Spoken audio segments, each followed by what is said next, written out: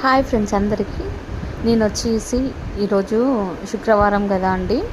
శుక్రవారం రోజు మేము మా ఇంటి గడపని శుభ్రంగా కడుక్కొని ఆ గడపకు అనేది పసుపు మంచిగా ఫ్రంట్ సైడు బ్యాక్ సైడు టోటల్గా గడప మొత్తం పసుపుతో మంచిగా పెట్టేస్తామండి. గడప చుట్టుముట్టు పసుపు పెడుతున్నాను కదా అండి, వీడియోలో కనిపిస్తుంది కదా అండి, చూడండి. గడప మొత్తం అట్లాగే పసుపు మొత్తం రుద్దిన తర్వాత గడపకి కుంకుమతో బొట్లు పెట్టడం జరుగును ఫ్రెండ్స్.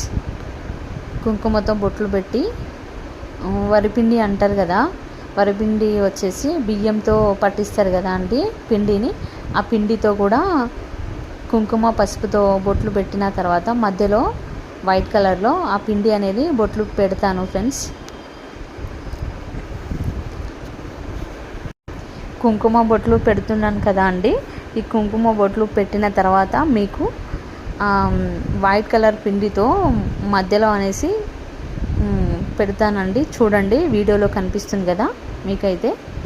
సేమ్ అట్లాగే కుంకుమతో పెట్టిన తర్వాత గడప మొత్తం చుట్టుముట్టు రెడ్ కలర్లో బొట్లు పెట్టేసిన తర్వాత వైట్ కలర్ పిండితో మళ్ళీ మధ్యలో కూడా సేమ్ అట్లాగే బొట్లు పెట్టడం జరుగుతుంది ఫ్రెండ్స్. ప్రతి శుక్రవారం మా ఇంటి గడపని ఇట్లా శుభ్రంగా చేసుకొని మంచిగా బొట్లు పెట్టుకొని పూజించుకొని గడపకి పువ్వులు కూడా పెట్టుకొని గడప ముందు కడుక్కొని మంచిగా ముగ్గులో వేసుకొని ముగ్గులో కూడా పసుపు కుంకుమ పెట్టేసి వాటిలో కూడా ఒక ఫ్లవర్ పెట్టేసి గడప మొత్తం ప్రతి శుక్రవారం రోజు మేము ఇట్లాగా పూజించుకుంటామండి. మాకు ఇట్లా పూజించుకోవడం అలవాటండి. మాకు ఇట్లా గడపని కడుక్కోకుండా పూజ చేసుకోకుండా ఉంటే మాకు మంచిగా అనిపించదండి. ఇట్లాగా చేసుకుంటేనే మేము సాటిస్ఫై అవుతామండి. మాకు కూడా మంచిగా అనిపిస్తుంది. ఇట్లా చేసుకోకపోతే ఏదోలా అనిపిస్తుంది. మాకు ఇది అలవాటండి, రెగ్యులర్గా చేసుకుంటాము.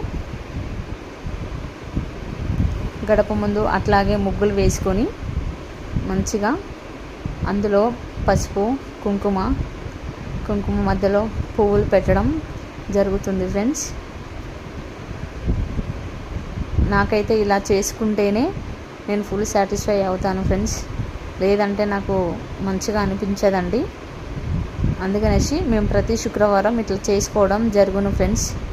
మా పాప అయితే హడావిడి చేస్తుంది, నన్ను ఏ పని కూడా చేసుకొని ఇవ్వట్లేదు. వీడియోలో కనిపిస్తుంది కదా ఫ్రెండ్స్, మా పాప అట్లాగే చేస్తుందండి.